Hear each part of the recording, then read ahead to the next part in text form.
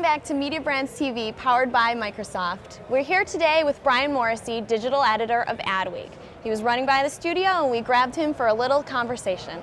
So we're just having our first glass of rosé. It's a little late in the afternoon, and thank you for being here with us today. Thanks for having me. I'm glad to be here.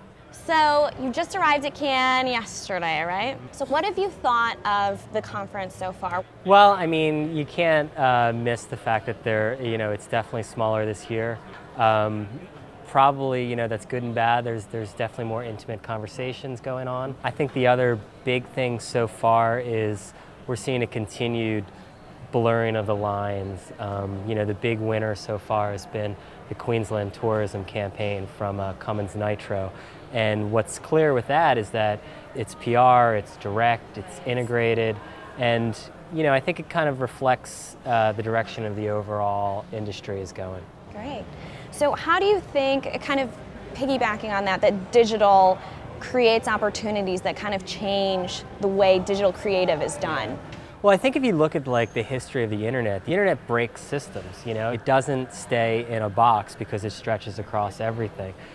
And it's challenging to a lot of industries, and I think it's challenging to advertising because it fractures the neat boxes that advertising had been placed in. And that, by extension, challenges the award shows that were set up to mirror those boxes that advertising was placed in. This year, what do you think has been kind of the little product or service in your world, in the digital world, that you think is cool or has, a lot of potential around kind of the idea? Well, maybe it's not a discrete thing, although there are many discrete things, but I mean, this has been the year of social media. I mean, I think Biz Stone was here from Twitter, and he gave a great talk yesterday with a lot of lessons I think that marketers can learn because he talked about the development of Twitter. And what was amazing is that it was a small group of people who had an idea and rapidly built it, a prototype in 2 weeks, and then iterated, and then based that iteration on the feedback of how people used it. A lot of the functionality of Twitter and the uses were decided by its users. And I think marketing can take a page out of the book because typically it's a lot of upfront effort.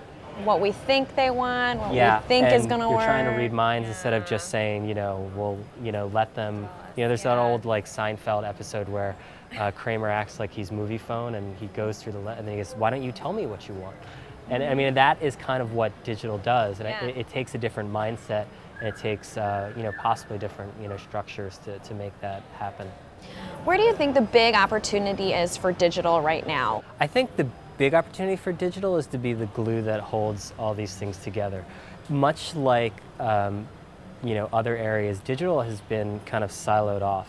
And a lot of digital agencies have gotten, very, very, very narrowly focused on just the digital channel. And the fact is, we live in, we don't live in these channels, And so I think, the real opportunity for digital is to be that glue that holds together these systems that are created. So what's Adweek doing in general and at Cannes? Well, one of the interesting things that we're doing here is we decided to take a totally different approach to how we're covering this. Media is clearly changing, and Adweek is changing, with it. And in years past, we did a lot of traditional things. We would write a story about, the awards, and then we would do a magazine story, and or a microsite. And it was very defined. And this year, we decided to scrap all of that, and a small team of us, actually went out and created a site using free tools or low-cost tools. So it's a separate site? It's called realtimecannes.com, and we're shooting video, with flip cameras. We're using Flickr. We're using Twitter. We're aggregating and we're creating. It's built off of TypePad, and instead of creating like 2 big polished pieces, we're creating 10 to 12 every day. Snippets, Yeah, I mean, and if you include Twitter, we're probably creating 50 to 75 pieces of content a day, and so it's just like an order of magnitude larger. So it's been exciting. Well, Brian, thank you very much for being with us. We've been just having a little chat with Brian Morrissey, digital editor at Adweek. Thanks a lot. Thanks.